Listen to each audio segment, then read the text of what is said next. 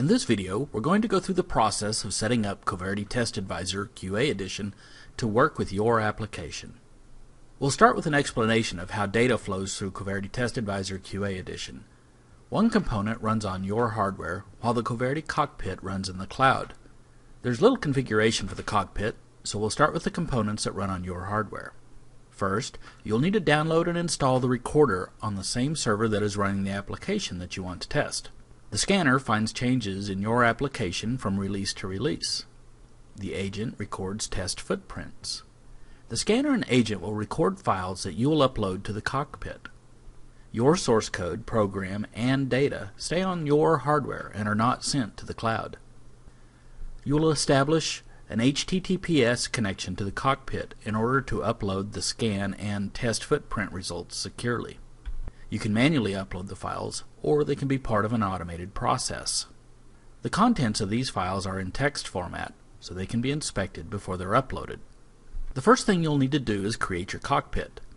Go to the Coverity website and choose to start a Test Advisor QA Edition trial. You'll receive an email with your username, password, and a project ID. These are used to log in and configure access to your cockpit. Download the recorder from the Coverity Downloads site. You can choose the Windows or Linux recorder from the website.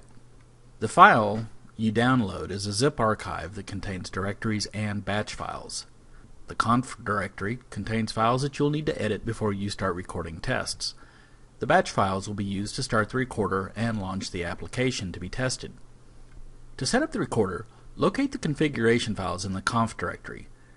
These files are templates and will need to be renamed after you've edited them to recorder.conf and app.conf. Let's look at recorder.conf. You'll need to change the project ID to the value sent in your welcome email. Also, change the login ID and password to the values you gave when you signed up for the trial. Now let's look at app.conf. For this file, it helps to have some understanding of the code you're testing so that you can provide package names for the include statement. If you're not comfortable providing these values, start with a wildcard. Our support team can help you choose appropriate values for this setting later. At the bottom of app.conf, you'll need to provide the name of the directory where the app is installed. Once you have the configuration settings complete, start the recorder from a batch or script file. To confirm that the recorder is working, open a browser and enter localhost port 9096 for the address. Don't be alarmed if you get a warning message that the agent is not connected, as we're not finished with the configuration. Now you can begin to scan your application. Launch your application using one of the scanner scripts included in the download package. If you're scanning a Java application, use Scan Java, and if you're scanning a .NET application, use Scan.NET. The parameter you provide to the scanner is the release number. This number is used to show the differences between releases in the cockpit. The release number can be whatever format your team prefers. The result of the scan process is a file with a .kss extension that will need to be uploaded to the cockpit. You can manually upload this file, or you can use the recorder from localhost. If you look in the recorder screen, you'll see a notification that new scan results are available. When you click the notification, you can view details about the scan prior to uploading. Coverity Test Advisor QA Edition will process the scan and send you an email notification when the results are ready for viewing. This process may take 15 minutes or longer, depending on the quantity of the results. Now you're ready to record test footprints. You'll need to modify the way your application is started to use the appropriate agent for recording the footprints. There are separate agents for Java and C#. Now to run the application. For this video, we have an example from our website. It runs as a web app, so we'll just load it in the browser to make sure it's working. Now you're ready to record test footprints. The typical workflow is to start the test with the recorder, execute the test, then stop the test with the recorder. If you're using automated test tools, there are plugins for those tools you can use here, but we're not going to cover that in this video. To start a test, go to the recorder in your browser and press the Start New Test button. Fill out the name of the test and a label for the test and start recording.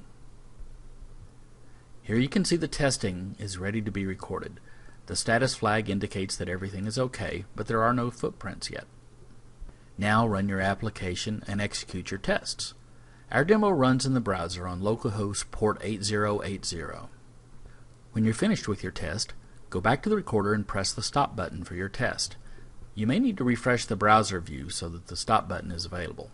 When you stop the recorder, indicate if the test was successful along with the status code and any bugs that arose from the test. At this point, you have your first test footprint. Now you have a new file on your machine that contains the test footprint. This file has a .ksa extension. You'll need to upload this file to the cockpit. You can do this from the cockpit itself or use the recorder web interface. To upload from the recorder, locate the test footprint table. You can upload the footprints individually using a button in front of each line, or you can upload all the queued footprints in the table using the Upload All Footprints link. When the test footprint files are uploaded, they are processed in the cloud.